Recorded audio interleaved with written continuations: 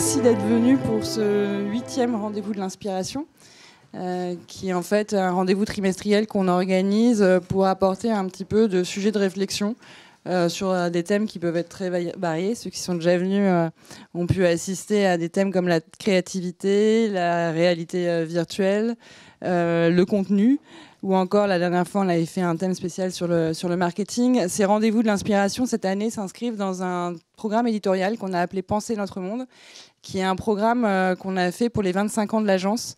Et tous les mois, on aborde comme ça une thématique pour essayer d'aller un petit peu plus loin dans la réflexion. Et en janvier, on avait interviewé des personnes du monde des médias et du journalisme pour essayer de comprendre comment le journalisme était challengé, renouvelé par les réseaux sociaux et par le numérique. Au mois de février, on a fait les démocraties. On a essayé de comprendre comment les démocraties pouvaient être ébranlées ou fortifiées par pareil, le numérique et toutes les pratiques qui étaient mises en place. Et pour le mois de mars, on a décidé de faire une thématique qu'on a appelée l'aube d'une nouvelle révolution, parce qu'il nous semblait important de regarder toutes ces nouvelles technologies qui apparaissent, qui sont certainement encore plus différentes et qui vont avoir un impact beaucoup plus grand que ce qu'on a pu connaître avec l'Internet. Et là, je parle de la 5G, de l'ordinateur quantique qui est en train de se développer, mais aussi de toutes les pratiques de blockchain ou de crypto-monnaie qu'on voit avancer. Donc pour cette matinée, enfin ce petit déjeuner, j'ai choisi de prendre 3 angles différents. Le premier angle, ce sera l'angle de la sécurité des entreprises et la cybersécurité. Comment est-ce que ça a été changé? Comment est-ce que les entreprises doivent penser cette pratique très particulière? En deuxième moment, on fera la blockchain. Et donc là, on aura 2 personnes qui viendront nous parler de la blockchain et surtout comment ils l'appliquent eux et comment ils ont pensé l'application de la blockchain. Et on terminera par une question qui me semble assez importante de comment on forme ces futurs ingénieurs ou ces futurs experts de la technologie alors que le monde est en train de changer constamment, et comment est-ce que les écoles recréent des programmes pédagogiques ou quelles valeurs elles inculquent aux nouveaux étudiants.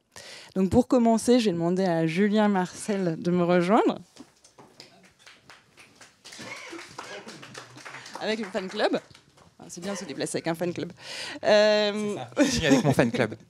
Donc, juste pour commencer, Julien, tu es secrétaire général du club des directeurs de la sécurité des entreprises. Exactement, qu'on appelle le CDSE. Et je suis intimement convaincu que personne ne sait dans la salle ce qu'est le CDSE. Voilà. Du coup, je vais vous en dire 2 mots. Alors, le CDSE, c'est une association qui regroupe des entreprises. Et c'est une première particularité, c'est qu'on ne regroupe pas des personnes, mais vraiment des entreprises. Aujourd'hui, c'est 127 entreprises. C'est essentiellement le SBF 120. Et ces entreprises, elles sont représentées par leur directeur sécurité-sûreté corporate. C'est-à-dire, en gros, c'est la personne qui fait la stratégie de sécurité pour l'ensemble de l'entreprise. Quand je dis sécurité-sûreté, évidemment, vous vous rendez compte que je dis 2 mots. C'est un peu confus. Pourquoi ? Parce qu'en fait, aujourd'hui, dans le métier, il n'y a pas une définition cohérente de la sécurité et de la sûreté. En fait, en gros, c'est la protection de l'ensemble des assets de l'entreprise. Donc, quand on dit sécurité, sûreté corporate, ça veut dire protection de l'information, protection des personnes, protection des bâtiments, etc., etc., etc. Et du coup, là, les personnes qui sont en charge de ça, au sein des entreprises, ils ont quel profil ? Alors, elles sont jeunes, ce sont des femmes. Non, évidemment non. Alors, ce sont la moyenne d'âge d'un directeur sécurité-sûreté, c'est 58 ans et 7 mois. On a un taux de représentation donc, de femmes inférieur à 2%. Mais ça s'explique. Néanmoins, c'est en train de changer, mais ça s'explique. En fait, les entreprises ont d'abord embauché des personnes qui venaient des services publics, de la police, de la gendarmerie, du monde militaire. De facto, on se retrouve avec une population essentiellement masculine et qui est sur une seconde carrière. Par contre, dans les équipes des directions sécurité-sûreté, on a plutôt une parité et des profils assez jeunes, entre 25 et 35 ans, et plutôt des gens qui viennent d'écoles de commerce ou qui viennent de fac de droit ou de sciences politiques. D'accord. Et alors, concrètement, vous, dans le sein du club, vous réfléchissez à quoi ? Quelle est votre activité ? Mais qu'est-ce qu'on fait ? Alors, on prend des cafés, des apéros. En fait, l'idée du CDSE, elle est double. Bonjour. Le CDSE en fait a deux missions principales. La première, on n'a pas réinventé le monde associatif. On travaille en commission.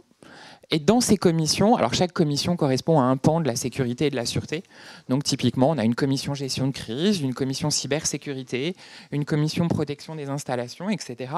Et dans ces commissions, l'idée, c'est d'essayer de définir les bonnes pratiques, d'échanger de l'information entre pairs et d'essayer parfois de créer des outils qui vont être libres de droit pour l'ensemble de l'écosystème de la sécurité et de la sûreté. Ça se matérialise comment? C'est par exemple un kit de sensibilisation. Ça, c'est le premier pan du CDSE. Le deuxième pan, c'est une volonté forte de nos pères fondateurs, en fait, de positionner le CDSE dans une logique de partenariat opérationnel avec les services de l'État. Tout simplement parce qu'aujourd'hui, on parle de continuum de sécurité et que la sécurité, elle ne s'arrête pas à la porte du commissariat ou à l'entrée du ministère de l'Intérieur. Aujourd'hui, cette fonction régalienne, elle se diffuse dans tout l'écosystème d'une ville, mais aussi dans tout l'écosystème business. Ce qui fait qu'aujourd'hui, l'entreprise, elle a aussi une fonction régalienne. Elle a une obligation, celle, par exemple, de protéger ses salariés. De facto, on a créé ces partenariats opérationnels avec les différents services de l'État, le ministère des Affaires étrangères, le ministère de l'Intérieur, les services du Premier ministre type le SGDSN, ANSSI, etc. Et puis le ministère des Armées et Bercy dans une moindre mesure. Voilà. D'accord. Et justement, alors, donc, on voit que c'est un enjeu qui est un enjeu de société, qui est un enjeu qui touche beaucoup de ministères et qui implique beaucoup de monde. Comment ça a changé avec le numérique? Parce que maintenant, on parle de cybersécurité. Alors, c'est quoi la différence? Alors, il y a eu un double changement pour les directions sûreté, en fait.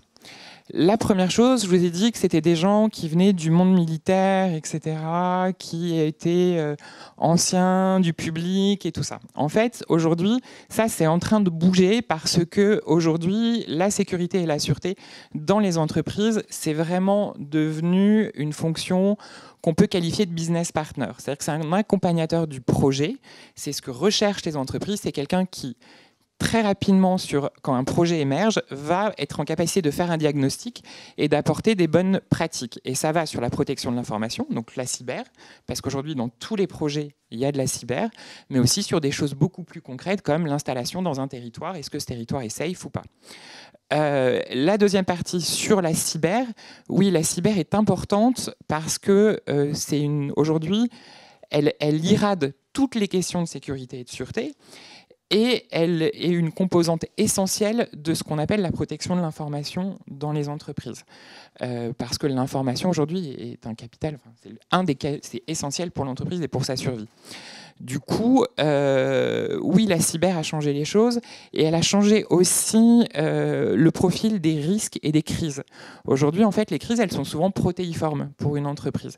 Elles sont pas simplement, c'est pas simplement un vol. Aujourd'hui, un vol dans un siège social, on va prendre un cas qui arrive de temps en temps. En général, il va être combiné avec une attaque cyber parce qu'il faut attaquer le système pour pouvoir rentrer plus facilement dans l'entreprise et du coup il va y avoir du vol, de la casse, etc. Donc on est sur souvent des choses un peu protéiformes et la partie cyber est une part essentielle. Après, dans les entreprises, comme je l'ai dit, la direction sûreté, c'est un business partner, donc c'est la personne qui va faire la stratégie.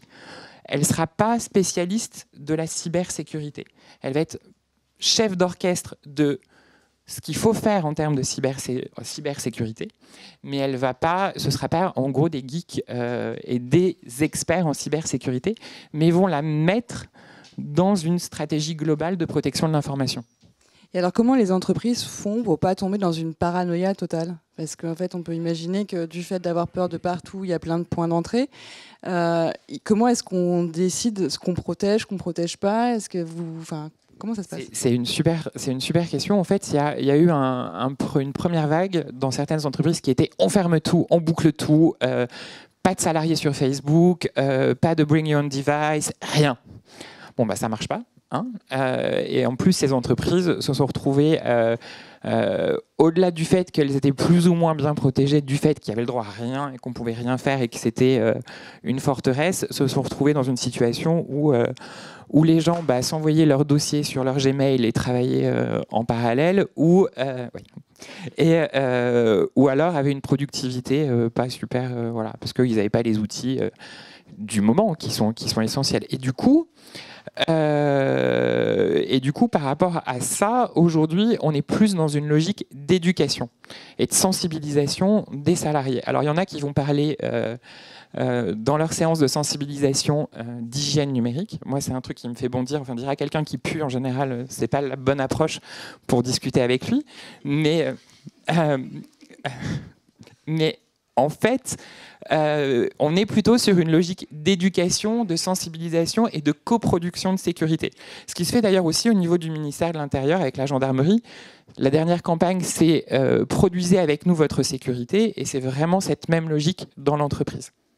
Et alors justement, et peut-être qu'on pourrait, pour que ce soit un petit peu concret, quels ont été les pires cas que vous avez pu rencontrer d'un point de vue mise en danger des données par des salariés ou autres J'en ai plein, en fait. Mais il y en a plein dont je ne peux pas parler. En fait, déjà, il y a un truc sur les cas.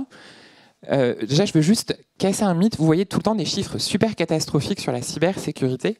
Je veux juste vous dire qu'il n'y a pas d'organe aujourd'hui qui fait des stats fiables sur la cybersécurité.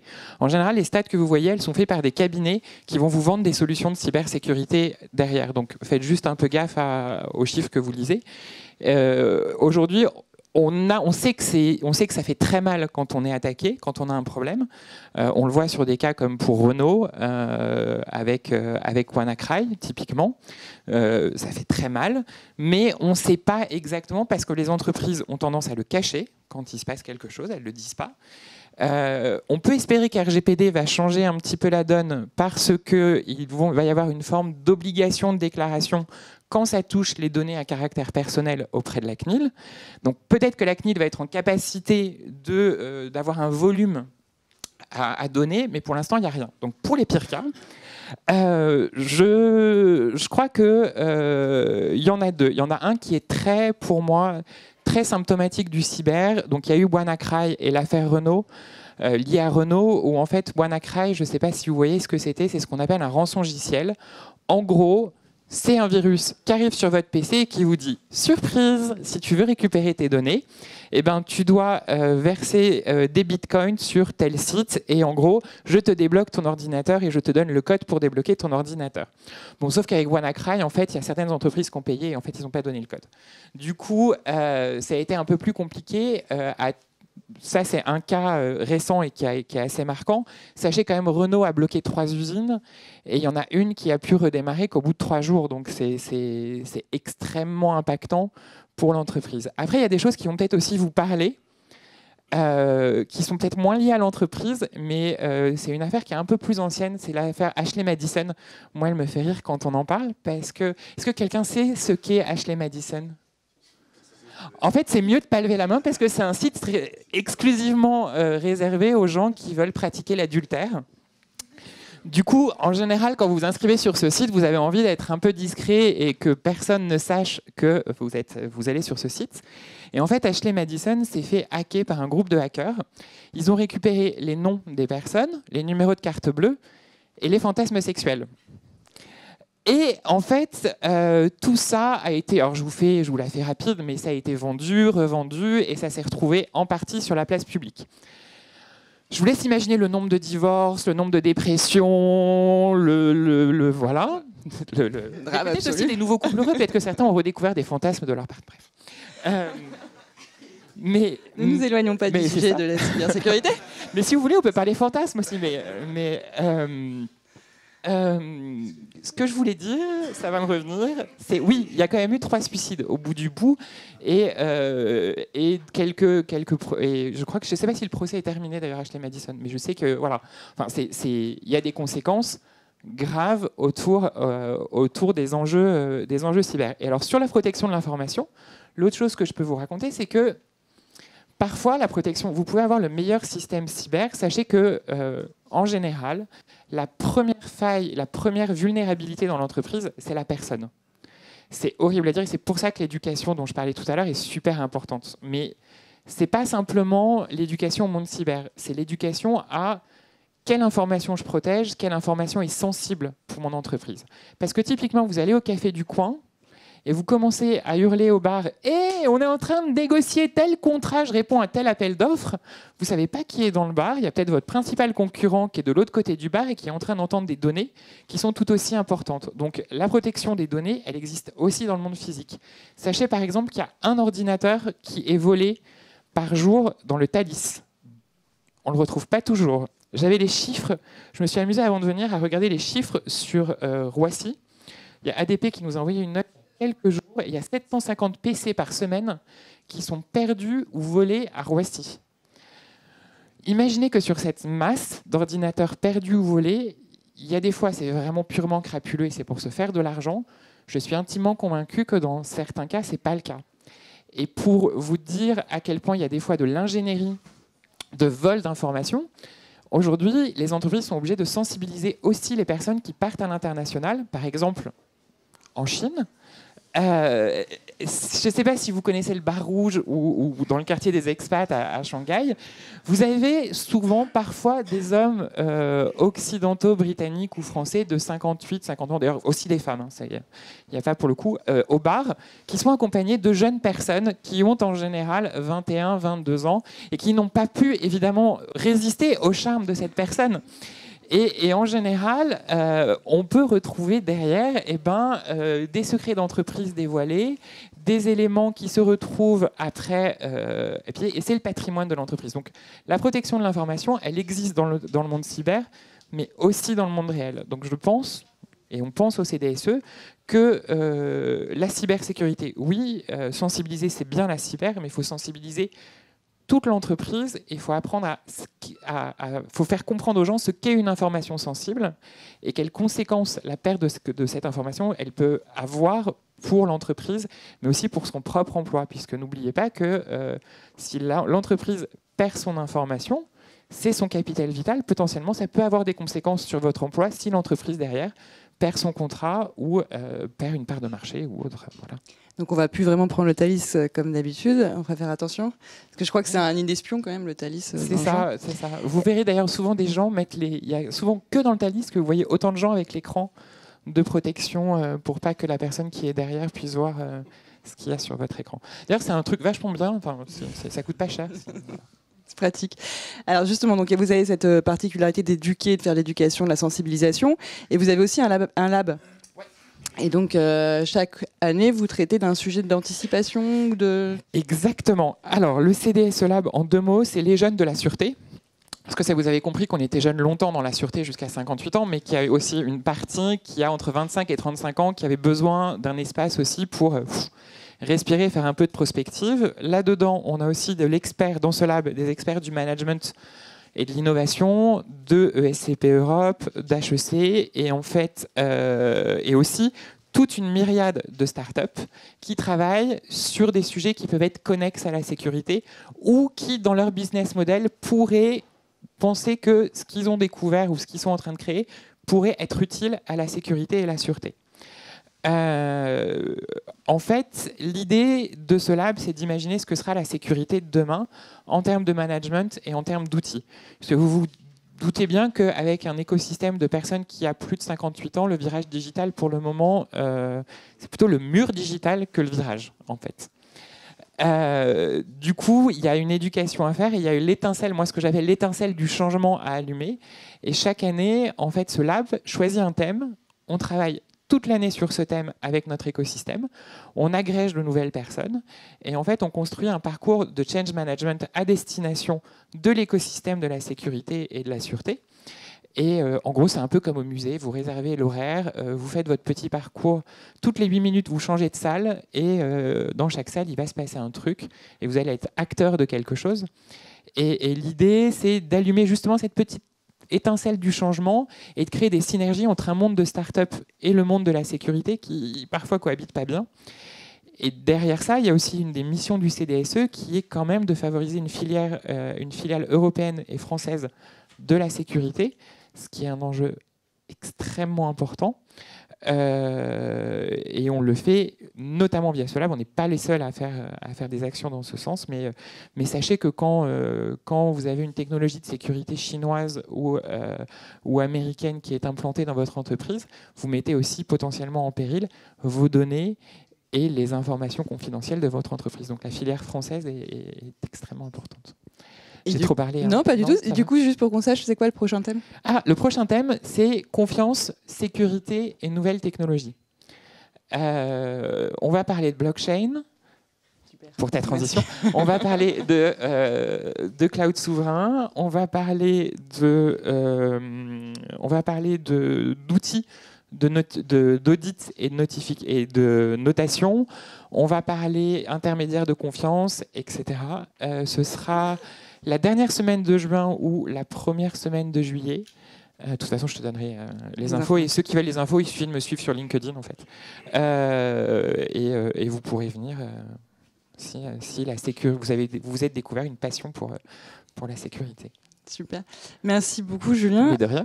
Est-ce qu'il y a des questions sur ces points assez précis ? On a tous des experts. Stop. Non, mais c'est chouette. Mais même mon fan club n'a pas de questions. Ils sont pas préparés, c'est pas bien. C'est ça, je parle trop. Merci beaucoup. Merci.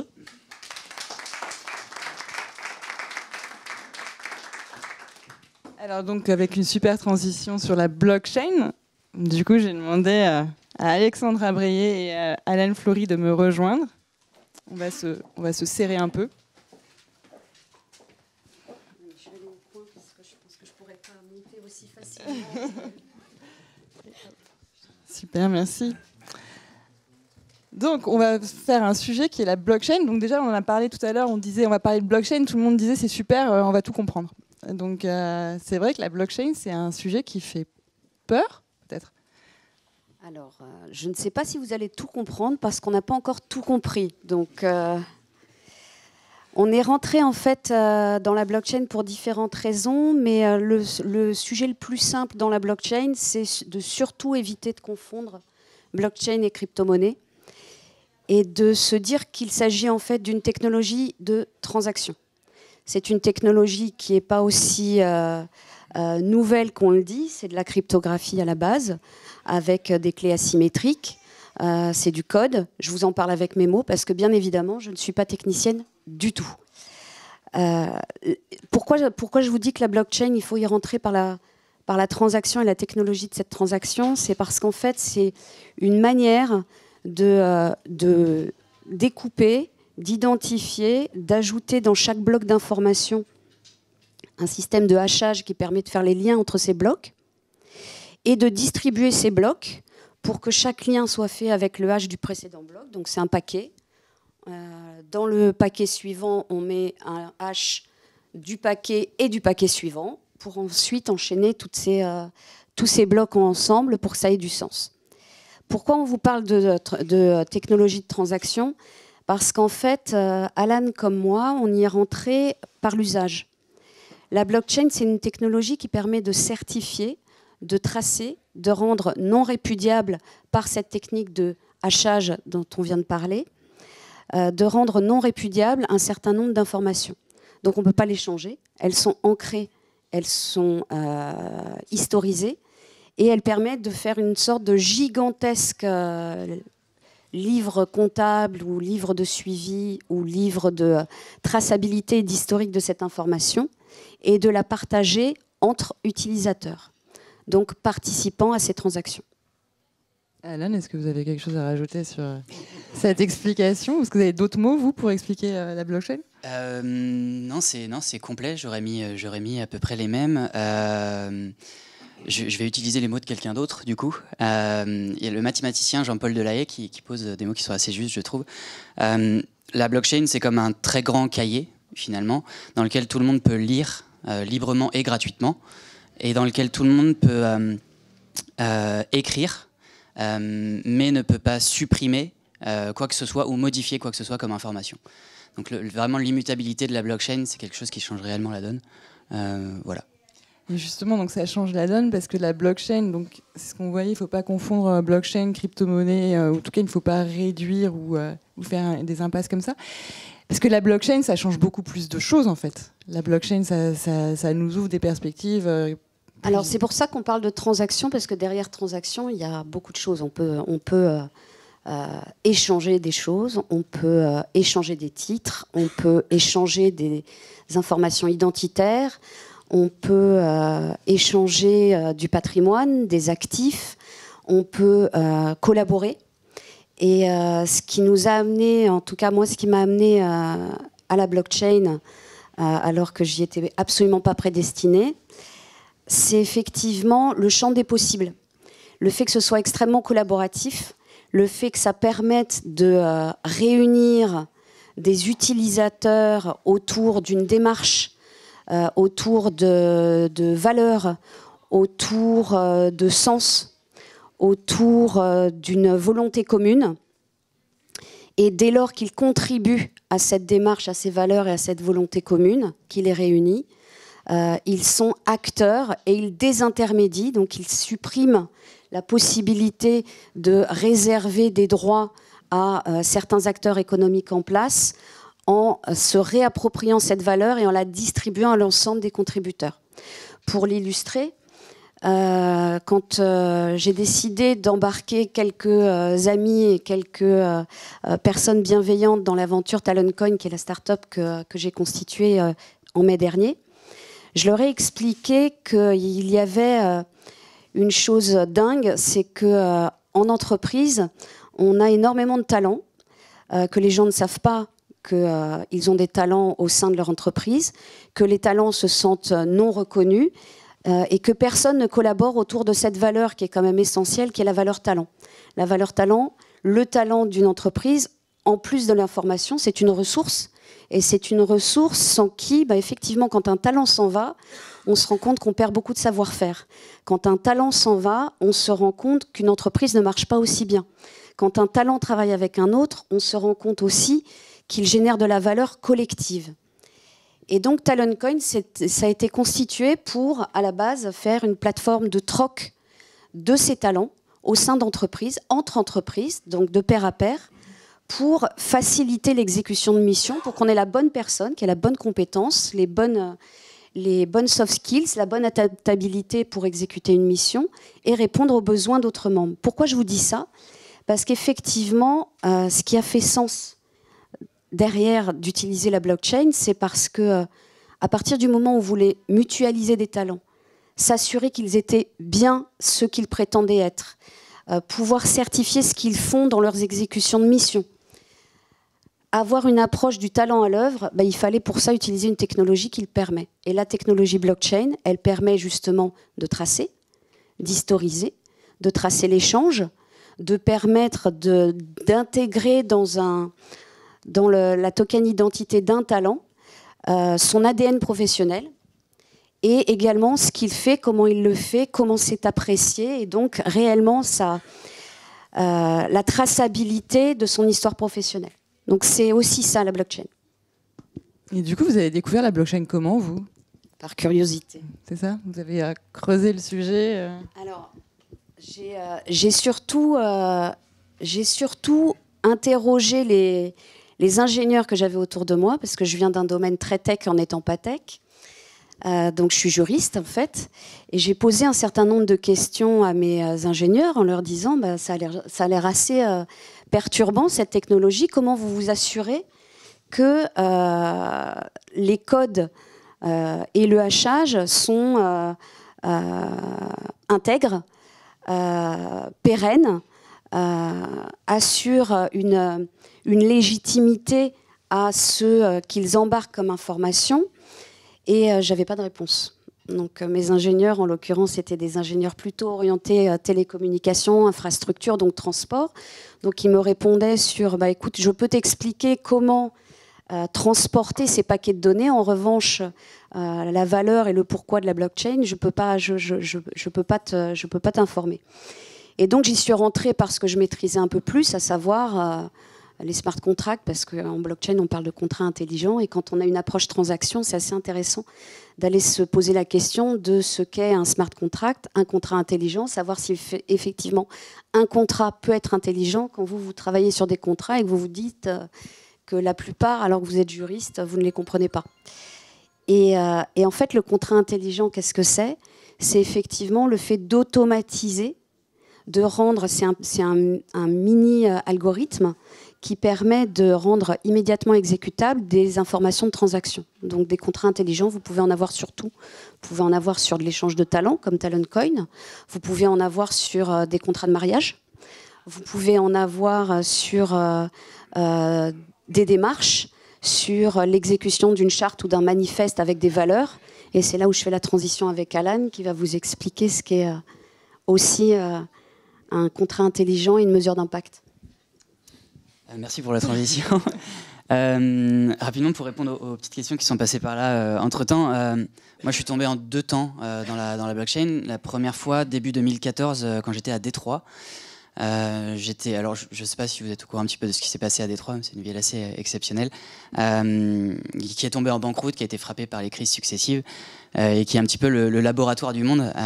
C'était le fleuron de l'industrie et de l'économie industrielle telle qu'on la connaissait.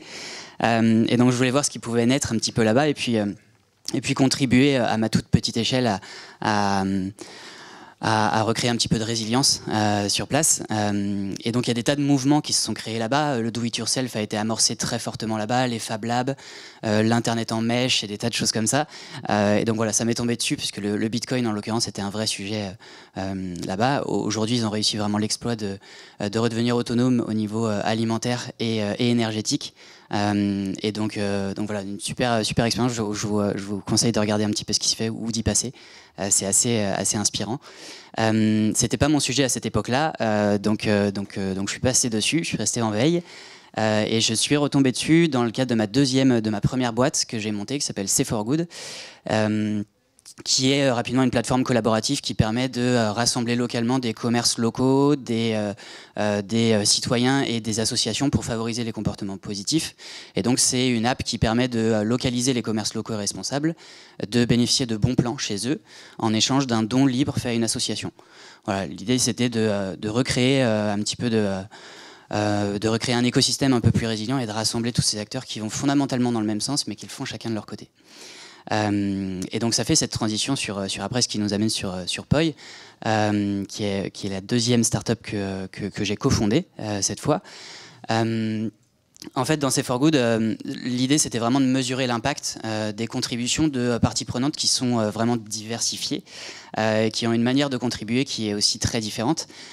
Et dans une communauté, si on veut trouver vraiment une pérennité, il faut que les contributions soient mesurées, soit en tout cas reconnues, et quand le gap a tendance à se creuser entre ces parties prenantes-là, on voit qu'il y a des soucis côté communautaire. Donc on a questionné vraiment tout le framework, tout le cadre qui était posé au sein de C4Good, qui était finalement à un moment donné un petit peu limitant. Et on a posé notre regard sur la mesure d'impact. Et la mesure d'impact, aujourd'hui, quand on la regarde, on est obligé de la considérer malheureusement séparément entre celle d'une ville, celle d'une entreprise, celle d'un citoyen. Parce que chacun a créé sa propre grille de lecture et de mesure, ce qui facilite pas en tout cas la collaboration. Ça pose un vrai souci, puisqu'on a besoin de cette économie, de l'émergence de cette économie d'impact dont on pourrait parler, qui pourrait faire émerger une société qui soit capable de répondre aux plus grands enjeux qu'on adresse aujourd'hui.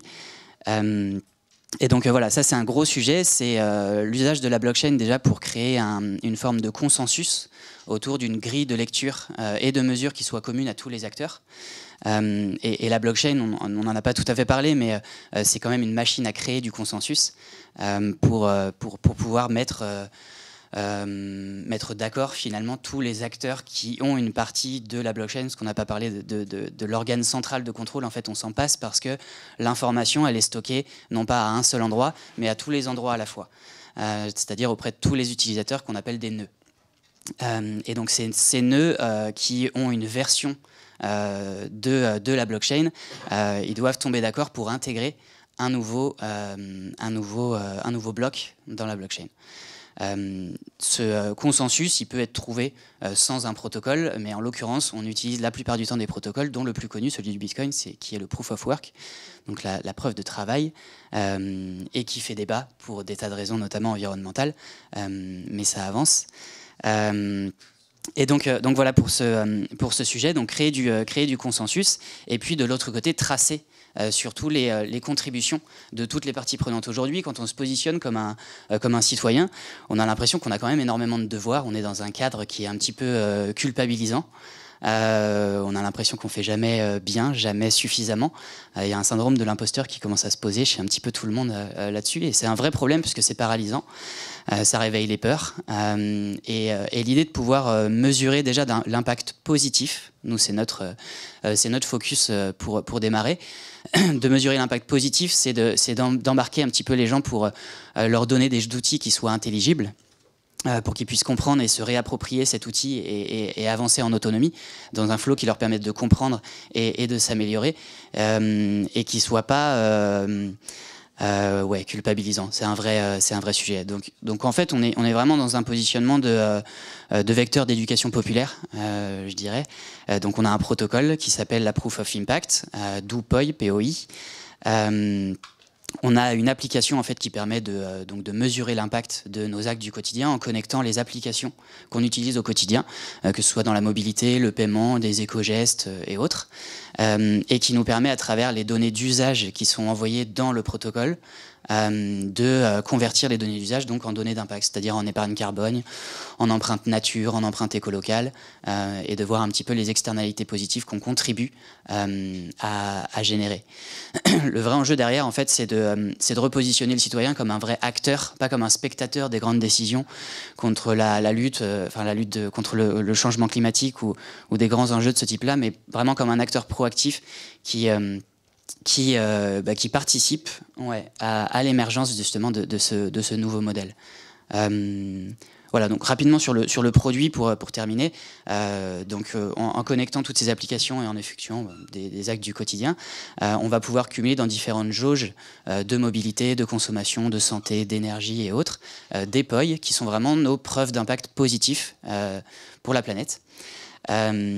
Et toutes ces jauges et tous ces POI, surtout, ils peuvent être réutilisés ensuite pour accéder à la fois à des bons plans ou des dons à des projets, donc des associations ou des projets d'entrepreneuriat social et autres, pour revitaliser aussi le territoire. Donc il y a un ancrage territorial qui est vraiment important et qui cherche à repositionner toutes les parties prenantes dans cette mesure d'impact et dans les enjeux qui y sont liés. Et du coup, en fait, donc on voit, c'est vraiment le côté décentralisé de la technologie qui est intéressant. Et en fait, quand on entend parler comme ça de protocoles décentralisés ou de façon de fonctionner qui ne remet plus en fait une autorité à une seule entité, on a l'impression en fait que tous les utilisateurs, ceux qui pensent la blockchain et qui travaillent dans la blockchain, ont un côté un petit peu anarchiste, non ? C'est une bonne question. En tout cas, c'est les origines de la blockchain, de la blockchain telle qu'on la connaît, avec Satoshi Nakamoto et tous les. Pardon ? Et Vitalik, le fondateur d'Ethereum. Voilà, c'est vrai que c'est né quand même sur des forums cyberpunk et autres. Et donc, vous sentez, vous, pas trop non, vraiment explorateur de tous les nouveaux modèles, de tous les nouveaux possibles. Ouais. Mais ce qui est intéressant, effectivement, c'est qu'il y a vraiment des innovations radicales qui sont posées quand on observe l'économie du 21e siècle, comme elle s'est construite. Elle se caractérise vraiment par une grande verticalité. Et une concentration très forte des organes de confiance. Les banques sont les tiers de confiance garants du système financier, les assureurs sont les tiers de confiance garants de la gestion collective du risque, l'État est le garant du droit, de la sécurité, de la monnaie. Et en fait, ce que propose la blockchain, c'est un changement assez brusque finalement de ce modèle, avec un déplacement de l'organe de confiance d'un centre vers des extrémités qui sont vraiment atomisées. En distribuant en fait cette gouvernance et ce rôle de confiance et ce rôle de régulation. Et effectivement, même si historiquement c'est rentré sur des cas d'usage qui se voulaient un peu anarchistes, révolutionnaires et cassant les codes économiques et sociaux, Je pense qu'on aura noté que ce qui réunit les approches d'Alan comme de Taloncoin et comme d'autres acteurs et startups qu'on côtoie actuellement et qui sont encore là alors que la crypto-monnaie, elle, a subi un gros choc et une grosse chute. Les cas d'usage qui restent présents, ce sont pas des cas de révolutionnaires ou d'anarchistes, mais plutôt des personnes qui ont une logique et une démarche collaborative et contributive. Et en fait, ce qui nous réunit, pardon de t'avoir coupé, Alan, mais je pense que ce qui nous réunit, c'est aussi cette notion de la blockchain permet de la transmission de valeur. C'est en ça que c'est une technologie de transaction, c'est en ça que c'est aussi une technologie de distribution du pouvoir de décision, mais ça ne veut pas s'exonérer des droits régaliens des institutions. En tout cas, les acteurs toujours pérennes sur la communauté blockchain actuellement sont plutôt dans une logique de créer une communauté de mutualisation, de partage et de redistribution de valeur et de redistribution responsable en tenant compte de qui contribue à quoi, qui apporte quoi. Socialement, d'un point de vue de la contribution de valeur, y compris économique, la contribution de valeur pour Taloncoin, lorsqu'on parle de valeur talent, c'est de dire qu'il faut réancrer le talent où il se trouve, il faut restimuler une attractivité territoriale. Pour ça, il faut mesurer le talent là où on en a besoin et effectivement le faire circuler dans un système économique. Et pour le faire circuler dans un système économique, il faut réunir un certain nombre de gens autour de valeurs, considérant que le talent s'échange, que le talent a besoin d'être certifié par des réalisations objectives et donc de contribuer. En ça, c'est pas de l'anarchie, c'est la collaboration et c'est réellement certains même juristes et avocats qui se sont lancés dans la blockchain, si effectivement ça n'était que révolutionnaire, s'en serait écarté ou l'aurait condamné. Et il y a de belles contributions des métiers plutôt traditionnels dans la blockchain pour justement essayer de rendre crédible la valeur probante de la blockchain et le fait que, au-delà de disrupter des organisations et des modes de fonctionnement, ça rend plus probant et ça répartit mieux cette valeur. Et en ça, c'est de la collaboration, c'est pas de la révolution. Ouais, c'est ça. Vous êtes d'accord? Ouais, c'est vraiment ce que je disais, c'est ce double effet d'horizontalisation et d'atomisation finalement de la confiance et des modèles d'organisation changent complètement, prennent complètement à revers le paradigme économique qu'on a depuis le début de notre histoire économique finalement. Et ça, il faut comprendre qu'avec la blockchain, en tout cas, on a le potentiel, on n'est pas face à une innovation de rupture d'un modèle organisationnel à la Uber, on est vraiment plus face à une innovation qu'on dit fondamentale, qui vient questionner notre rapport à la société et le contrat social qui va avec. Donc il y a vraiment une innovation d'ampleur et effectivement sur la juste redistribution de la valeur, sur de la gouvernance qui du coup est décentralisée puisque les organes de confiance sont atomisés et pour moi c'est un formidable outil d'émancipation des peuples et des territoires. En fait, il y a d'ailleurs sur ces sujets-là, c'est plus sur le Bitcoin, mais il y a un livre qui vient de sortir qui s'appelle Crypto-communisme par un philosophe, Marc Alizard, qui en fait lui explique que le Bitcoin, en fait, c'est la réalisation du communisme par d'autres moyens. Ou comment en fait des idéologies qui sont des idéologies de la Silicon Valley peuvent rencontrer des idéologies qui sont des idéologies communisme.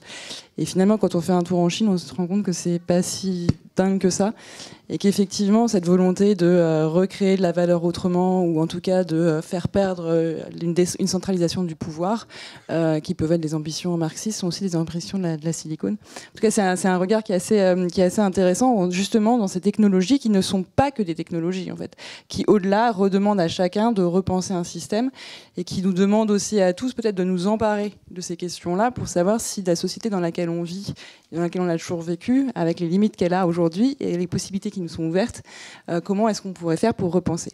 Et du coup, cet écosystème blockchain en France, c'est combien de startups, c'est combien de personnes, c'est grand, c'est petit. En fait, peut-être que la France, c'est pas la bonne échelle non plus, peut-être que c'est plus à l'international. Alors, Oui, je pense que résumer les acteurs blockchain à justement uniquement un territoire, ça peut être assez réducteur parce que l'approche blockchain en fonction des pays n'est pas la même. Et surtout, il y a réellement l'émergence d'une communauté et de plusieurs communautés. On parle de la blockchain et des blockchains, on parle aussi des communautés autour de la blockchain, avec un certain nombre de valeurs et avec une notion de transnationalité et donc de circulation dans ces systèmes. Ce qui fait que certains se regroupent sous des démarches, des manifestes. Il y a effectivement beaucoup de sociétés et de start-up qui utilisent la blockchain, certaines parce que c'est effectivement nécessaire, d'autres parce que c'est à la mode. On appartient, pour ce qui est de Poi et de Taloncoin, on appartient à un accélérateur qui est le premier accélérateur européen dédié à la blockchain, qui est Chain Accelerator. Mais il y en a d'autres. Il y en a d'autres partout en Europe. Il y en a d'autres en Amérique latine. Là, ce sont les accélérateurs qui accueillent les startups blockchain. Et puis, il y a aussi des startups qui sont complètement indépendantes et qui, en fait, échangent avec leur sœurs startup blockchain par des communautés, par des outils collaboratifs de communication. Et par rapport à la question de est-ce que la France est le bon pays, en fait, quand on travaille sur des projets blockchain ou qui utilisent la technologie blockchain, qui est plus notre cas, on ne se pose pas réellement la question de la localisation, puisque ce qui nous parle, c'est l'ancrage territorial par rapport à un certain nombre de valeurs, et est-ce que c'est permis ou facilité par les organes de décision locaux. Si on approche en revanche la blockchain pour la crypto-monnaie, là on va raisonner en territorial et on va raisonner en quelle est ma possibilité de faire des levées de fonds avec le moins de contrôle possible et une certaine flexibilité des agences monétaires ou autres de contrôle. Ça, c'est vrai. Ce n'est pas notre approche. Notre approche étant sur l'usage. Moi, j'ai initié Taloncoin à la base pour l'ancrer à Monaco, qui était l'écosystème dans lequel je travaillais depuis des années, pour lequel, effectivement, la notion d'attractivité territoriale, quand on fait 2,5 km², est un vrai enjeu. Un enjeu politique et un enjeu gouvernemental. Et donc, je pensais à ce moment-là que leur apporter une solution telle que Taloncoin était une manière de dire il y a du talent à Monaco, on peut le faire rayonner, le faire circuler et créer un maillage de la valeur travail sur l'ensemble de l'Europe à partir d'un épicentre monégasque. Bon, il se trouve que la principauté n'a pas complètement fini son éducation en matière de blockchain et est encore très empreinte. Même si elle est apprenante, très empreinte de stéréotypes sur la blockchain, comme beaucoup. Donc on n'a pas constitué Taloncoin à Monaco, on l'a constitué en France. Et effectivement, on a contribué, et c'est en ça qu'on revient à la collaboration de la blockchain, on a contribué à également l'éducation aussi des instances politiques et réglementaires françaises, puisqu'on a été sollicité, comme de nombreuses startups, pas que chez Chain Accelerator, mais au niveau des commissions parlementaires, pour travailler sur quels sont nos freins, qu'est-ce que permet le cadre légal actuel, est-ce que vous voulez vous en exonérer, ce en quoi on a tous collectivement répondu que non. On souhaite en revanche qu'il évolue suffisamment pour permettre l'émergence de valeurs. Et pour permettre effectivement de créer du potentiel et de créer de l'attractivité et de la circulation économique, plutôt que d'y mettre un carcan qui serait limitant et qui permettrait juste de continuer le développement des écosystèmes existants et non pas de les faire évoluer et rentrer dans leur propre transformation numérique. Et vous, Alan, pareil, vous venez de Nantes. Oui, en fait, c'est pareil, on a une équipe décentralisée, on est un petit peu partout, donc à Paris, à Bordeaux, à Nantes, à l'étranger, en Australie, etc. Donc ouais, on est un peu partout. Même approche sur la technologie, on l'a dit un petit peu avant, les champs d'action sont vertigineux, donc il ne faut pas chercher à réinventer la roue. On est encore dans une maturité de technologie et d'écosystème qui est très très très early. Donc il ne faut pas chercher à tout refaire. Donc c'est intéressant vraiment de se spécialiser, de connaître l'existant et de faire des partenariats. À ce moment-là, quand on parle de partenariat technologique, on va chercher à l'étranger, c'est une approche vraiment globale. Et puis ensuite, quand on parle de cas d'usage et d'approche concrète, évidemment, on est ancré sur le terrain et sur le terrain francophone, français et francophone éventuellement, mais en tout cas français pour le moment. Sur l'écosystème ensuite et la manière dont il avance, tu le disais, c'est vrai qu'au départ ça a quand même été le Far West, donc c'était ouvert à tous, ça a créé des bulles financières pas possibles, qui étaient vraiment une bonne chose d'ailleurs pour structurer la blockchain, lui permettre l'émergence de certains projets qui étaient extrêmement exigeants en cash. Et donc là on voyait vraiment une deuxième phase qui arrivait avec cette phase de correction qu'on a vue sur le marché qui c'est ce qu'on disait un petit peu tout à l'heure, c'est du Schumpeter, hein, c'est la destruction créatrice, il n'y a rien de très nouveau. Donc comme ça j'ai reposé mes cours de terminale, je suis content. Et c'est vraiment structurant aussi. Donc il y a des projets qui effectivement n'étaient pas suffisamment résilients et solides sur leur modèle, qui n'ont pas supporté ça, et on voit des gros projets aujourd'hui qui crashent, et c'est dommage, mais ça fait du bien à l'écosystème parce qu'on commence à faire vraiment un déplacement, alors un tri et puis un déplacement de la finance vers la tech. Et ce qui va sauver la blockchain, c'est pas la finance, c'est la tech. Et donc c'est des cas d'usage très concrets avec des entrepreneurs qui sont plus particulièrement opportunistes, comme on a vu dans la finance. Il n'y avait pas que ça. Il y a des gens exceptionnels aussi, vers des entrepreneurs vraiment qui sont plutôt animés par une vision et qui utilisent la blockchain pour articuler cette vision. Voilà, donc on va dans le bon sens. C'est déjà bon. Je voulais pas casser l'ambiance parce qu'en fait là je voulais parler des limites de la blockchain, mais je vais quand même poser la question pour conclure parce qu'on a l'impression que c'est fantastique, on peut faire plein de choses. Est-ce qu'il y a des limites? Est-ce qu'aujourd'hui, à un moment on disait la blockchain c'est génial, c'est imprenable, c'est le nouveau protocole où aucun hacker n'y arrivera jamais. Bon, il y a eu la preuve il n'y a pas très longtemps qu'en fait non. Quand on veut, on peut, hein, toujours un moyen.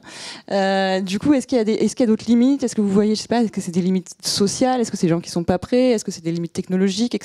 On parlait du côté une partie avec le Bitcoin qui a fait naître ces espèces de revendications pour arrêter le Bitcoin parce que c'était beaucoup trop consommateur, écologique et autres. Est-ce que vous voyez comme ça 2-3 limites de la blockchain? Alors, il y a plein de sujets là-dedans. Si on parle juste des utilisateurs ou les gens ne sont pas prêts, on passe sur le sujet tech. Et donc le sujet tech, ça se réduit effectivement dans le produit, dans l'expérience utilisateur qui est proposée.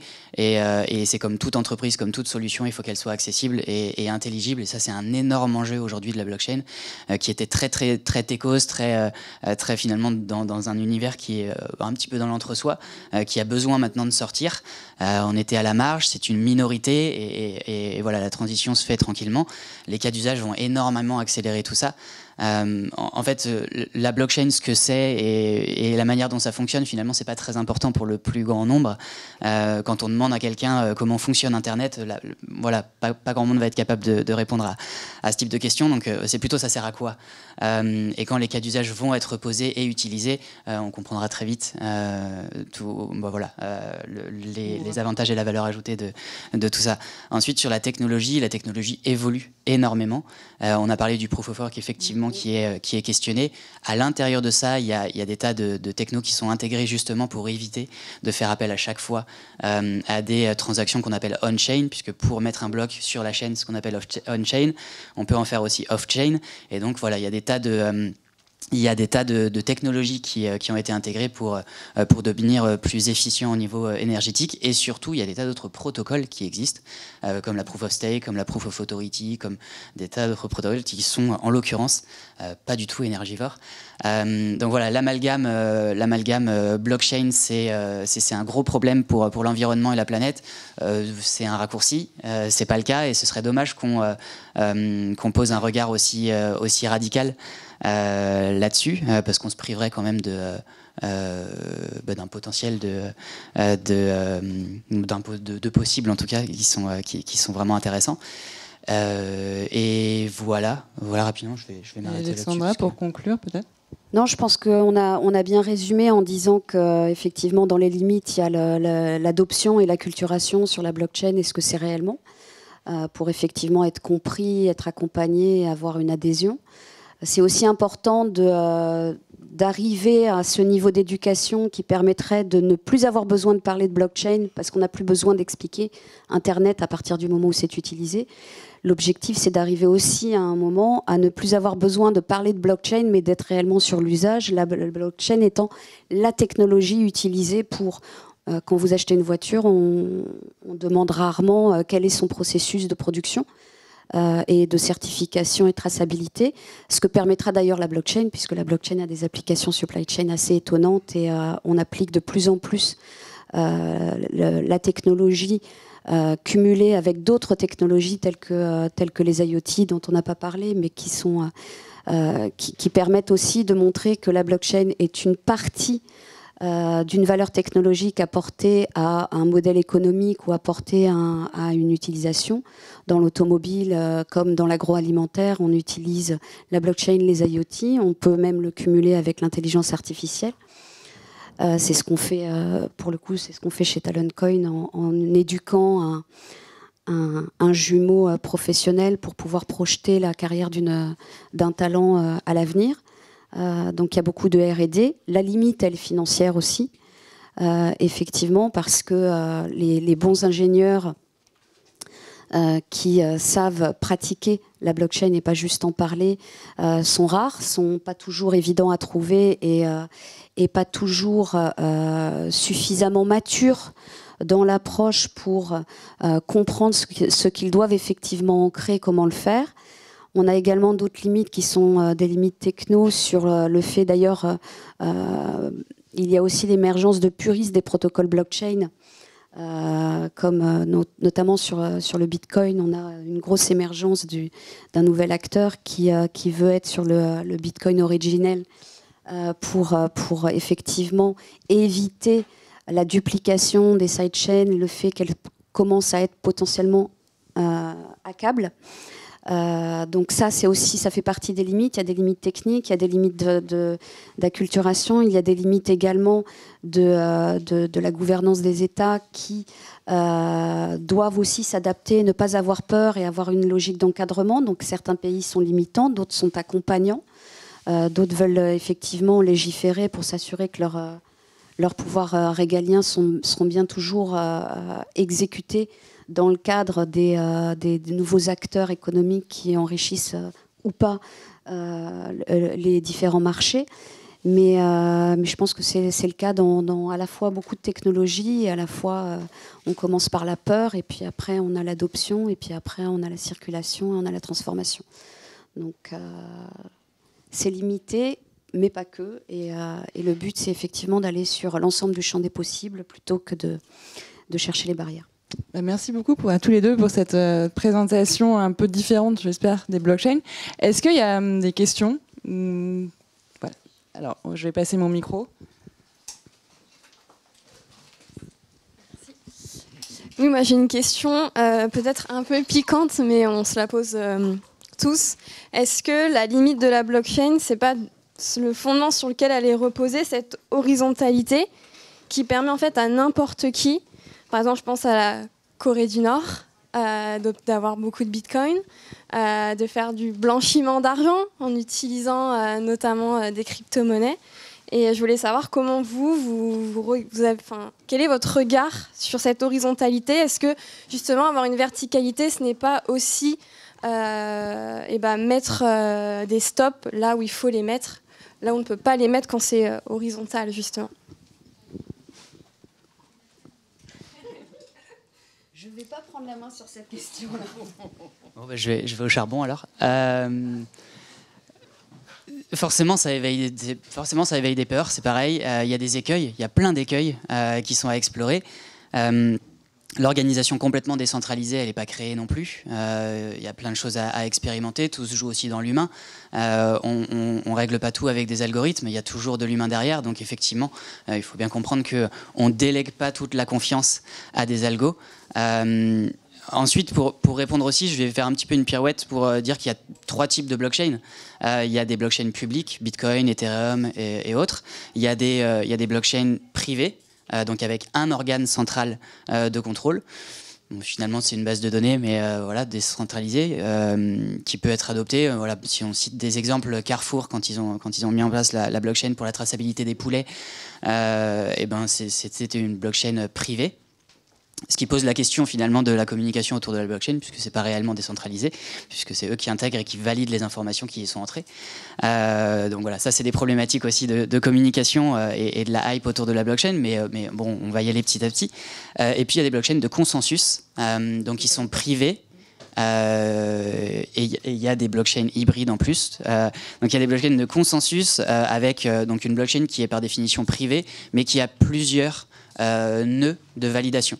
Donc on va pouvoir à ce moment-là, sur la traçabilité des poulets, admettons, ou sur, si on prend le retail, avoir une blockchain qui est commune à Carrefour, Auchan, Leclerc, etc. Et chacun peut intégrer de l'information et ils la valident ensemble en trouvant un consensus. Même chose. Voilà. Et donc ça permet sur toutes les chaînes. D'ailleurs, il y a un bouquin qui est extrêmement intéressant là-dessus, c'est 4 Français dont j'ai perdu les noms parce que je suis pas très bon en noms, pour me rappeler des noms, qui s'appelle Blockchain vers de nouvelles chaînes de valeur.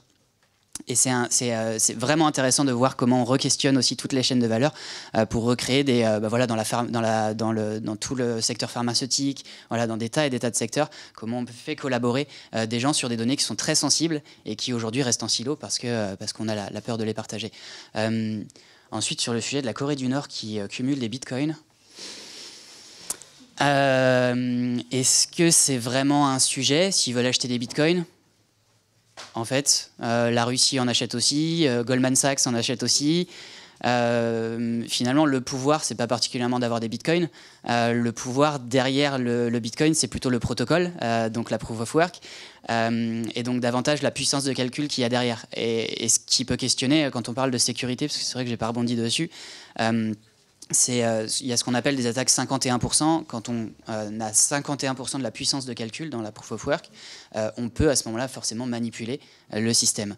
Et donc plus le réseau est grand, atomisé et puissant, plus les calculs sont difficiles et donc plus le coût à l'entrée est fort. Ce qui rend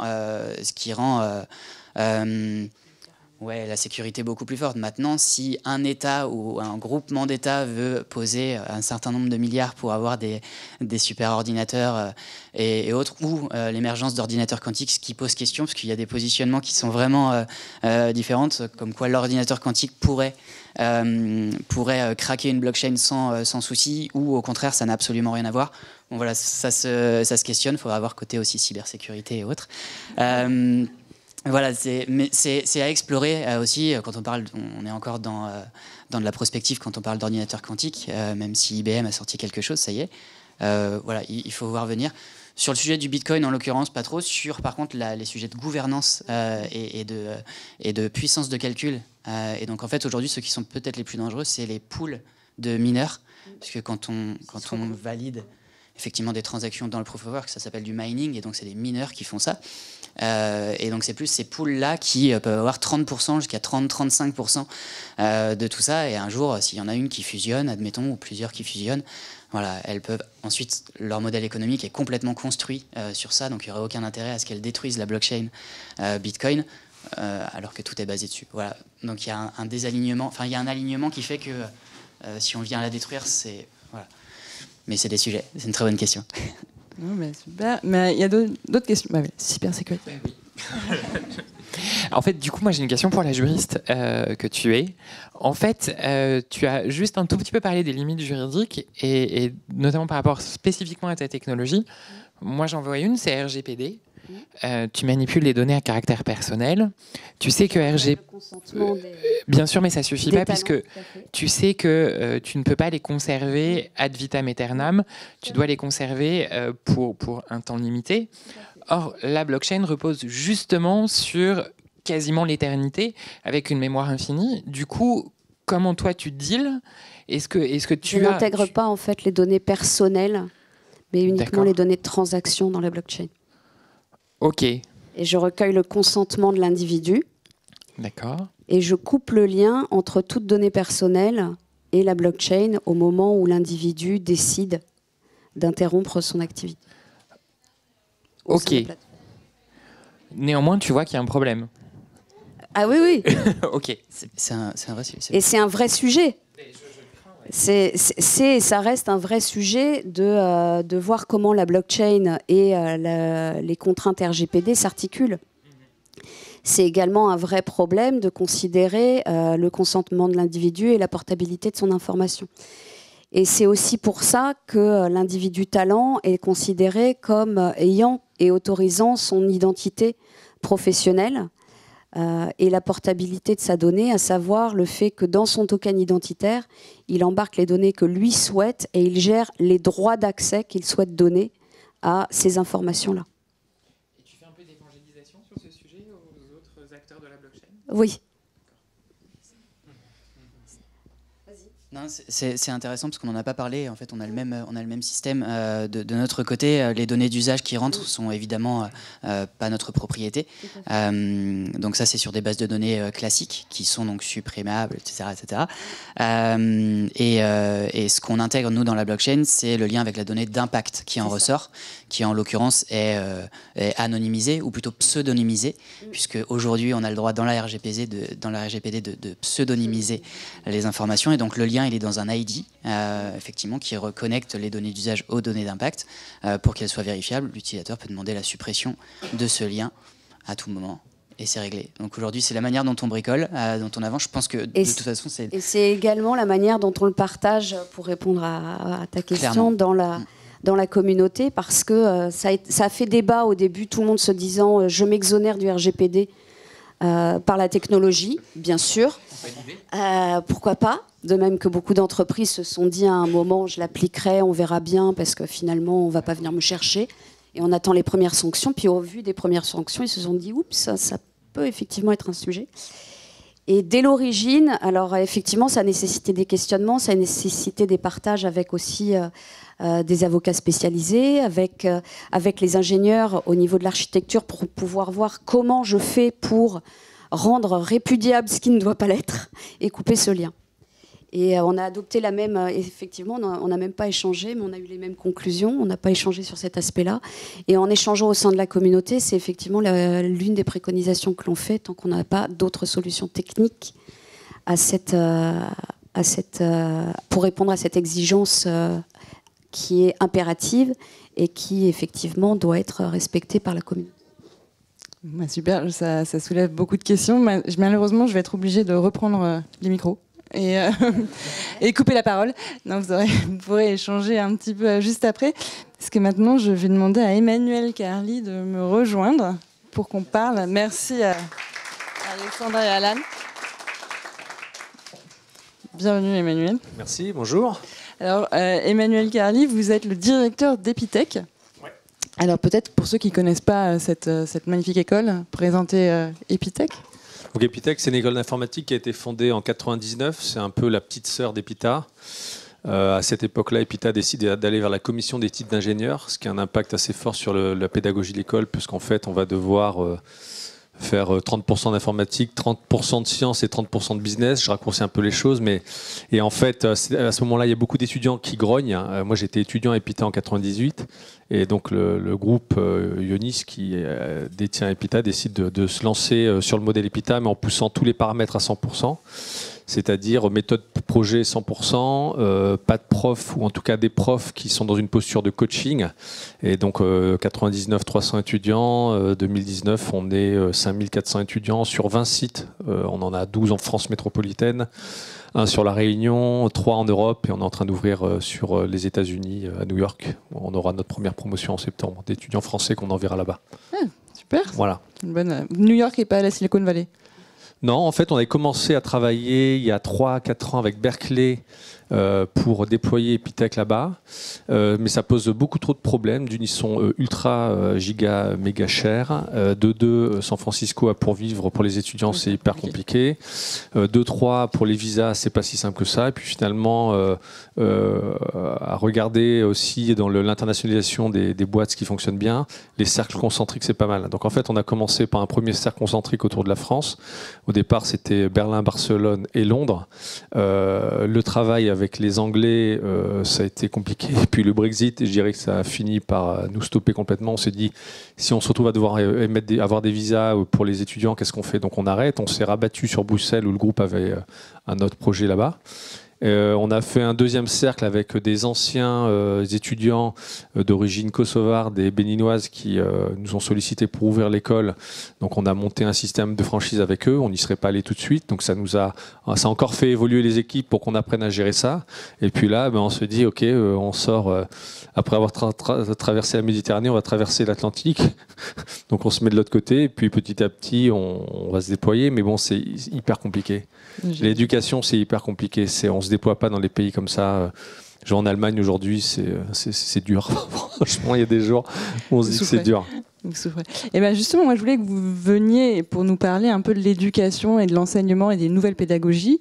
Ou en tout cas, en fait, il me semble que quand on est une école comme Epitech et qu'on se doit de former des experts en technologie de l'information, avec le monde qui change, avec tout ce qui se passe tout le temps constamment, la question de la pédagogie doit être très ardue pour y répondre. Comment vous faites en fait? Quel parti pris vous avez choisi? Alors ça remonte assez loin, parce qu'en gros, si on regarde, si on fait un peu d'histoire, à l'échelle de l'informatique, 20 ans, ça fait loin. Mais 98-99, en fait, c'est le début du web, c'est le début c'est le moment où l'open source. Regardez ce qu'a fait Linus Torvalds avec Linux. Il le met dans l'open source. Et je me souviens qu'à cette époque-là, on faisait venir des boîtes à Epita pour leur montrer ce que c'était Internet. Et les mecs nous disaient non, mais ça, dans 6 mois, c'est foutu, c'est un gadget et tout ça. Bon, ok. Et en fait, à ce moment-là, on se dit mais quand on allait dans les écoles à l'époque, on allait chercher l'infrastructure. Vous vous souvenez, avant, il y a des petits modems qui se faisaient scritch, bip bip et tout, qui marchaient pas hyper bien. Nous, on avait des liaisons spécialisées, on avait la compétence, la connaissance, et en fait, on voyait ce monde se créer petit à petit avec ces pages web se créer, ce contenu et ce décalage qui se mettait en place. Et au fond, le truc a été de dire bon, soit on galope toujours derrière les nouvelles solutions, soit en fait, à un moment donné, il faut revenir aux fondamentaux. Et si on reste sur les fondamentaux, au fond, notre sujet, ça ne va pas être d'apprendre la dernière technologie à la mode, on s'en fout. Notre sujet, ça va être de donner les éléments aux étudiants pour qu'ils apprennent la programmation impérative, la programmation orientée objet, la programmation fonctionnelle. Et petit à petit, comme ça, on rajoute... donc, c'est quoi les aptitudes pour travailler dans le secteur de l'info? Il faut savoir travailler en équipe, même si on peut être freelance, seul dans son coin. Il faut avoir une forte capacité de chercher de l'information. Il faut avoir une forte capacité aussi de modélisation. Quand on code, finalement, on est face à un petit truc qui est gros comme ça et qui a une quantité d'informations incroyable à l'intérieur, donc il faut pouvoir modéliser dans l'esprit pour se retrouver dans tout ça, il faut architecturer les choses.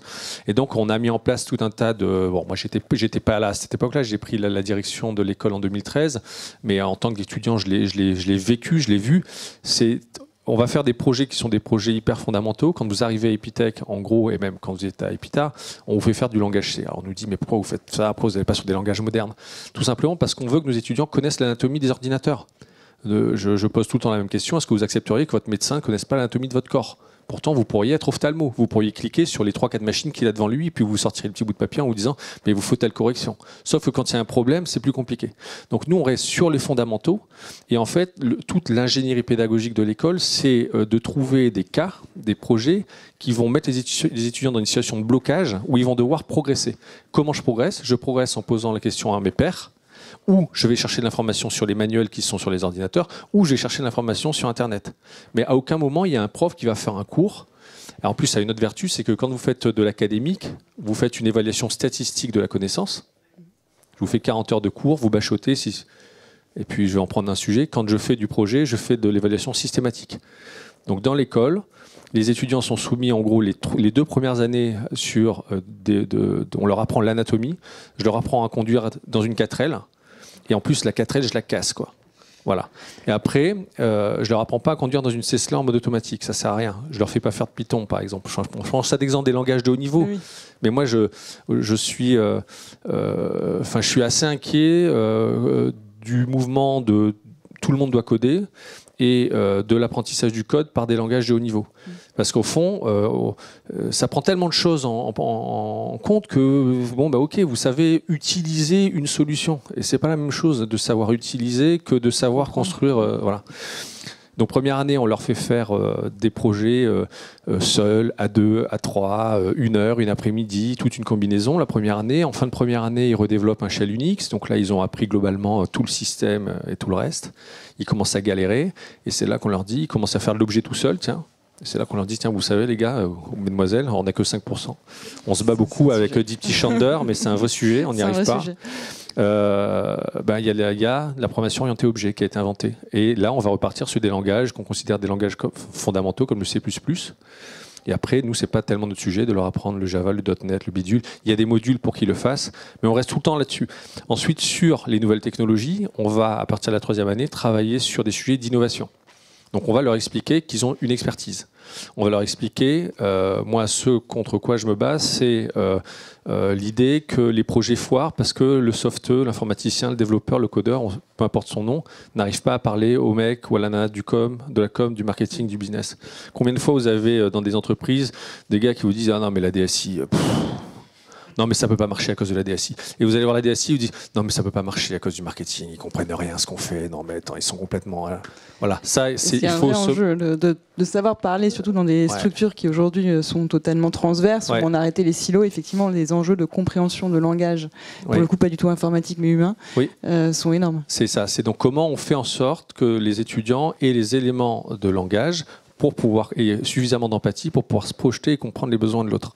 Donc à partir de la 3e année, ils sont soumis à un process d'innovation en 3 étapes. On va faire venir des personnes de l'extérieur, donc on a des philosophes, on a des patrons de boîtes, on va parler de techno, on va parler de filières, parce que les étudiants au fond ils sont intéressés par 2 choses, les filières, admettons la santé ou une technologie liée à la data. Donc on a ce cycle de conférences et on dit aux étudiants, vous avez une expertise. Cette expertise, vous devez la mettre au profit de la résolution de vrais problèmes. Aujourd'hui, ces 5 dernières années, on a quand même un problème qui est qu'on est leadé par les buzzwords. C'est une mauvaise chose. C'est quand on regarde, vous faites Google Trends, vous regardez les buzzwords sur la data, etc., vous verrez que tout est moins trendy. C'est normal parce que 80% ou peut-être même plus du soft est appliqué. Et l'idée que la disruption du travail se fera par la technologie, c'est une absurdité. Ça n'arrivera jamais. Ça n'arrivera jamais parce que le jour où les gens n'ont plus de travail, le jour où les gens ne peuvent plus éduquer leurs enfants, ça sera la révolution, pour de vrai. Donc il faut se battre contre ça. Donc nous, on a pris, il y a 4 ans, la décision de se battre contre ça. C'est-à-dire on n'est pas du tout allé dans la mouvance hyper start-up, on n'est pas allé dans la mouvance des barbares attaques, on est allé à l'opposé de ça. On a dit à nos étudiants, vous devez comprendre quels sont les vrais problèmes de la société et vous devez proposer des solutions. Ensuite, vous déciderez si vous mettez de l'IA, si vous mettez de l'IoT, si vous mettez de la data, comment vous combinez tout ça pour résoudre votre problème. C'est un travail de malade. On commence à y arriver. Aujourd'hui, on a des étudiants qui travaillent sur la problématique on a un étudiant qui a la mucoviscidose. Ils ont développé une solution en s'associant à des partenaires industriels, en allant lever des fonds auprès des fondations pour justement permettre à ce gamin de recevoir les ordonnances de son médecin hyper rapidement. Parce que c'est important pour lui. On a des gamins qui travaillent sur la problématique de la survie des abeilles, comment on peut aider les apiculteurs. Et pour moi, l'informatique, aujourd'hui, la société doit prendre conscience qu'il y a un besoin qui est hyper fort de recentrer les choses sur l'humain, sur le progrès de la société. Parce qu'on parle souvent de la fin de la planète Terre ou ainsi de suite. La planète Terre, moi j'ai commencé mes études par la géologie, j'ai appris toutes les strates géologiques. La planète Terre, elle en a rien à cirer. Sa date de mort, elle est à peu près programmée à 4,5 milliards d'années. C'est quand le soleil la bouffera. Mais d'ici là, c'est le sujet de l'humanité. Regardez ce qui s'est passé au Mozambique. Un cyclone incroyable. Le titre, c'est terrible, on n'a presque plus personne à sauver. Quand j'ai vu ça, moi j'ai grandi sur l'île de la Réunion, donc c'est pas très loin. Et j'ai subi des cyclones. C'est terrifiant. Il faut que les gens se rendent compte de ça. Donc, c'est pas l'IA qui va sauver la planète, c'est pas l'IoT, c'est pas la data. Toutes ces technologies sont liées les unes aux autres. Et en fait, si on revient à quelque chose de plus humain, de plus focalisé sur les problèmes, on réussira à faire des super trucs. Donc en fait, votre sujet dans cette pédagogie, dans cette éducation, c'est de créer les gentilshommes du 21e siècle. Des personnes qui seraient capables, des humanistes, des personnes qui seraient capables de plutôt de repenser en termes humains plus qu'en termes autres. En fait, alors, moi, je vais raconter l'histoire. Quand je suis arrivé à Epitech, donc j'ai pris la suite de Nicolas Sadira qui partait à 42, et en fait, on avait un projet de déployer Epitech en Chine. Je vous passe les détails des discussions avec les Chinois, c'était très intéressant. Mais en tout cas, en Chine, j'ai eu la chance d'avoir un partenaire chinois, membre du Parti communiste, qui s'occupait de tout l'enseignement de l'informatique en Chine. Et il m'a dit, Emmanuel, si tu veux travailler avec nous, il faut que tu nous comprennes. Donc je vais te faire pas le tour de Chine, parce que c'est un peu long, mais on va aller aux endroits essentiels. On va aller voir la muraille de Chine, on va aller à Xi'an. On est allé à Xi'an, d'accord. Pourquoi on va à Xi'an? Parce que Xi'an, c'est au milieu de la Chine, d'accord. On va aller voir le mausolée de l'empereur Qin, d'accord. Si tu regardes bien le mausolée, il a un endroit particulier. Ouais, il est au milieu d'une espèce de plaine. Ouais. Il y a une montagne et il y a un cours d'eau. Il est au milieu. Parce que c'est l'empire du milieu. Les décisions sont prises au milieu. L'eau évite les hauteurs et remplit les creux. C'est pour ça que les Français ont beaucoup de problèmes avec les Chinois. C'est qu'en fait, les Chinois, ce qui est important, c'est d'avancer, quelle que soit la direction. Et donc on va vous visiter donc, les soldats... là où il y a les soldats de terre cuite. Bon, vous savez qu'il y avait comme tout le monde qui a des soldats de terre cuite, je les avais vus, j'ai trouvé ça sympa, je ne m'étais pas forcément intéressé, mais quand je suis arrivé devant cet hangar qui est immense, vous avez 3 ou 4 tranchées, et j'ai pris conscience que tout était détruit à ce moment-là. Donc tout a été reconstruit. Les premiers que vous voyez devant, ils ont été reconstruits, et il y en a quelques-uns qui ont survécu à quoi? Au retournement de la population, à la mort de l'empereur. Et à ce moment-là, c'est 2013, et c'est le moment où on est à fond dans Uber, dans Barbare Attack. Dès que vous prenez un taxi, les mecs sont hyper inquiets de se faire disrupter par Uber. Moi, je leur dis, c'est pas Uber qui va vous disrupter. C'est Uber, ils vont se mettre sur le marché, ils vont capter le marché avec des mecs qui vont conduire, et ensuite ils vont disrupter ces gens-là par la voiture autonome. Donc la vraie disruption, elle va venir à cet endroit-là. Et je me suis dit, mais en fait, attends, on peut pas faire ça. Qu'est-ce qui va se passer quand on aura plus quand les gens auront plus de travail? Qu'est-ce qu'on croit que le revenu universel, ça va régler le problème? Non, c'est du bullshit en fait. Il faut qu'on aille à l'opposé de ça. Donc je suis revenu de Chine en me disant, punaise, 1789, Xi'an, Noé, moi je veux pas être je veux pas porter la responsabilité de mettre en place des technologies qui vont mettre les gens dans la rue. Je veux pas le faire, ça m'intéresse pas. Pourtant j'ai fait de l'informatique pendant 20 ans. Donc, et en plus à ce moment-là, on se dit, dans une école, on va pas justement suivre les modes. 2013, Big Data, allez, ouais, Big Data, tout le monde. 2013 et demi, Smart Data, ouais, Smart Data. 2015, IoT, tout le monde, vous arrêtez, IoT. Puis plouf, plus d'IoT. Ce truc suivant, IA. Il y a Luc Julia qui vous dit l'intelligence artificielle n'existe pas. L'intelligence artificielle, c'est de l'apprentissage automatisé. Ce qui est cool avec l'intelligence artificielle, c'est que ça vous évite d'écrire des algorithmes, en gros. Mais si vous n'avez pas de data, vous n'avez pas d'intelligence artificielle. Donc qu'est-ce qu'on fait? C'est quoi le prochain? Quantum computing? Ouais, pas de problème, ça va être quantum computing. On est déjà en train de travailler dessus. Donc on ne peut pas faire ça. C'est pas le sujet. Donc en fait, on a besoin de construire autour des gamins l'écosystème le plus riche pour leur personnalité, pour leur développement personnel. Si j'ai des gamins qui veulent travailler sur la santé, je crée autour d'eux l'écosystème le plus riche pour que ce soit les meilleurs dans la santé. Si j'ai des gamins qui veulent travailler sur de l'IA, exemple Thomas Solignac avec Goël Amaï, on crée autour d'eux un environnement pour... Si on a des gamins qui veulent faire de la cyber, on crée autour d'eux un environnement pour la cyber. C'est l'école qui s'adapte Oui, on s'adapte, on fait tout pour s'adapter aux étudiants. Donc on a des gamins comme Dipti, qui avec Dipti, le sujet de la mixité... Elle a repris une association qui s'appelle EMA, qui a été créée en 2014 par Clémence Pissonneau et par Christelle Pissonneau et Clémence, j'ai plus son nom de famille, je suis désolé pour elle, salut. Diti a repris le sujet, elle a fait exploser, donc on l'a nationalisé ensemble, aujourd'hui ça va partout. Et on a plein d'autres exemples comme ça. Donc moi je pense que c'est le rôle d'une école de s'adapter, et je trouve que malheureusement le système français, il ne regarde pas la matière première, il ne regarde pas l'humain. Non, c'est vrai que généralement, c'est des grandes lignes qui sont comme ça imposées. Donc moi, je trouve ça, c'est pour ça que je voulais que vous veniez aujourd'hui, parce que je trouvais ça très intéressant, justement, de reposer l'humain au centre des problématiques. Et du coup, c'est accepté comment vous trouvez, parce que j'imagine que tous les étudiants sont peut-être pas forcément à l'aise avec cette liberté. Est-ce qu'il y a un moment au recrutement, vous faites quelque chose de particulier dans le recrutement qui fait que vous avez des personnalités qui vont totalement correspondre à cette typologie de pédagogie? Est-ce que vous avez mis en place quelque chose de particulier? Ou est-ce que en fait, les gens viennent parce qu'ils savent que chez vous c'est comme ça et que... Alors, on est en train de changer aujourd'hui les admissions sur Epitech. Jusqu'à aujourd'hui, c'était des entretiens face-to-face. Je trouve ça archaïque. Je trouve ça terrible d'avoir un gamin qui se dit mon Dieu, j'ai quelqu'un qui va m'admettre. C'est le jour de ma vie. Si je le foire, je suis foutu. Il faut savoir que dans l'école, il y a 60% de bac S, 40% entre bac. LES, STG, Dipti, elle le dit, elle a fait un bac STG, 4 de moyenne en maths, personne ne voulait la prendre dans une école techno. On a des majors de promotion qui sont issus de bac pro, donc c'est assez open. Mais aujourd'hui, ce qu'on fait sur les admissions, on est en train de changer complètement la façon de faire les admissions. Ce qu'on dit aux gamins, c'est, bon, ce qui est important, tu veux travailler dans un secteur. Ce secteur, c'est le secteur, a priori, de l'informatique. Pour travailler dans ce secteur, il faut avoir quand même certaines aptitudes. C'est plutôt cool si tu aimes travailler en équipe, c'est plutôt cool si tu as une capacité à chercher de l'information, à agréger de l'information, à la synthétiser, c'est plutôt cool si tu aimes quand même faire du code, parce que si tu n'aimes pas ça, ça va être compliqué. Et en fait, on crée en ce moment une espèce d'assessment center dans lequel on va mettre des groupes de 4 à 10, 12 personnes et on va leur faire vivre comme ça sur une après-midi une expérience où on va évaluer leur capacité à travailler en équipe. On va évaluer leur capacité à raisonner, à résoudre des problèmes. On va évaluer leur capacité à appréhender le code et on finira par l'école. Et on leur expliquera, à Epitech, tu n'auras jamais un prof qui te fera de cours sur un cours sur un tableau noir. Par contre, tu vas avoir des équipes autour de toi qui vont inventer des projets, qui vont te mettre des mots-clés et qui vont te pousser à chercher l'information. Si tu n'es pas à l'aise avec ça, si tu es académique, il ne faut pas venir à Epitech. Et en fait, c'est là que la séparation se fait. C'est un gamin qui est académique ne réussit pas à Epitech. Un gamin qui est un maker réussit hyper bien à Epitech, même s'il a 4 de moyenne en maths. Ensuite, il y a un seul facteur de réussite, c'est ce que disait Angela Duckworth, c'est la résilience. Never give up. Never give up. Et quand les gamins arrivent à l'école, on leur apprend à oublier les notes.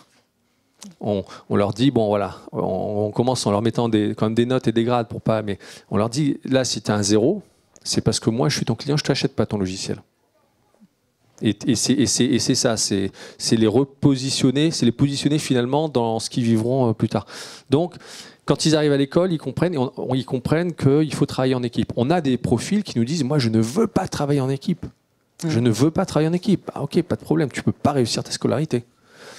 Ou j'avais pas compris que le code c'était ça, pas de problème, mais l'aventure ne peut pas se faire avec nous, sinon ça marchera pas et ne perds pas ton temps. Voilà. Donc et ensuite on recrute entre 1300 et 1500 étudiants par an. Cette année c'est compliqué parce qu'avec les mouvements Gilets jaunes, on a beaucoup de journées portes ouvertes qui ne fonctionnent pas parce que les gens ne peuvent pas venir nous voir. C'est un vrai sujet. Et effectivement, on travaille sur eux avant tout. On va même jusqu'à en entrée de piscine. Donc la piscine, c'est un peu comme les classes, c'est un temps fort, à leur poser des questions sur leur façon de travailler. Et on va essayer de déduire quel type d'intelligence ils sont. Est-ce qu'ils sont plutôt logico-mathématiques, intrapersonnels, kinesthésiques, etc. Et on collecte comme ça l'information pour voir si on est capable d'influer les équipes et de favoriser leur réussite. Donc ça, c'est des choses qu'on a commencé à exploiter, qu'on fait depuis 2 ans déjà. Ah, voilà. Super. Écoutez, merci beaucoup. Donc en fait, la conclusion de cette matinée sur l'aube d'une nouvelle révolution, ce sera en fait de l'humain avant toute chose. Donc, voilà. Carrément. Comme ça. Merci beaucoup. On le supprimera pas, enfin, pas tout de suite.